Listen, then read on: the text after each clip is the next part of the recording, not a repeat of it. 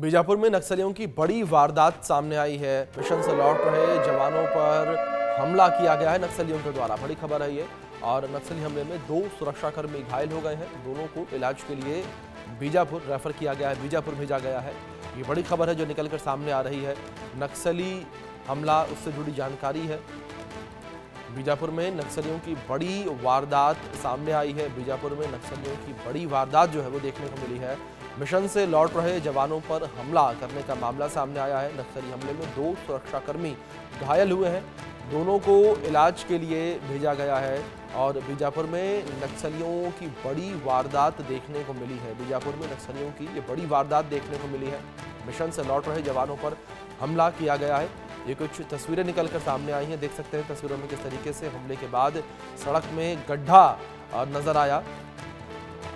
तो बीजापुर में नक्सलियों के द्वारा जो है ये हमला किया गया है। तस्वीरों में देख सकते हैं किस तरीके से ये बड़ा हमला किया गया है। और इस हमले में जो जमीन है वो धंस गई। देख सकते हैं किस तरीके से जो रोड है वहां पर एक गड्ढा बन गया पूरा। ये तस्वीरें निकलकर सामने आई हैं। तो नक्सलियों के द्वारा इस हमले को अंजाम दिया गया है। नक्सलियों ने सेना के ऊपर यह हमला किया है। एक बड़ा हमला यहाँ पर किया गया है। 2 जवानों के घायल होने की खबर जो है निकलकर सामने आ रही है। 2 जवान इस पूरी घटना में घायल हुए हैं। बीजापुर से हमारे सहयोगी अलंगा राव जुड़ गए हैं, उनका रुख करेंगे। अलंगा, सबसे पहले आपसे यही जानना चाहेंगे कि जिस तरीके से पूरा ये हमला किया गया है, किस तरीके से नक्सली घात लगाकर बैठे थे, उसके बाद इस हमले को अंजाम दिया गया?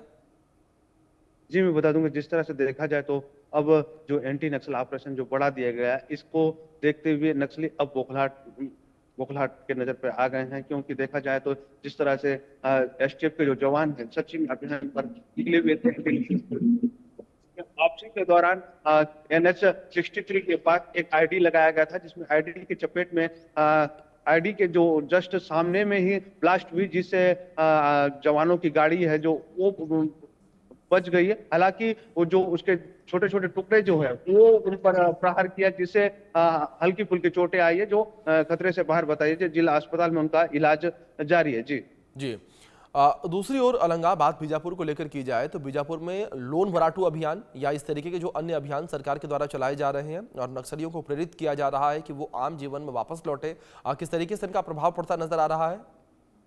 जी जी, मैं बता दूं कि जिस तरह से देखा जाए जो एंटी नक्सल ऑपरेशन है, ये तीव्र गति से बढ़ा दिया गया है। जो अंदरूनी जो माड़ क्षेत्र है वहां पर भी अब नए कैंप स्थापित किए जा रहे हैं, जिससे अब देखा जाए तो 2026 तक का जो नक्सल का लाल आतंक का जो आतंक है वो समाप्त होने को देखने को नजर आ रहा है। क्योंकि जिस तरह से देखा जाए तो अब दिनों दिन नक्सलियों अब आत्मसमर्पण कर रहे हैं। और जो नक्सली जवान है जो एंटी नक्सल ऑपरेशन के द्वारा भारी मात्रा में नक्सलियों को मार गिरा रहे हैं। जी।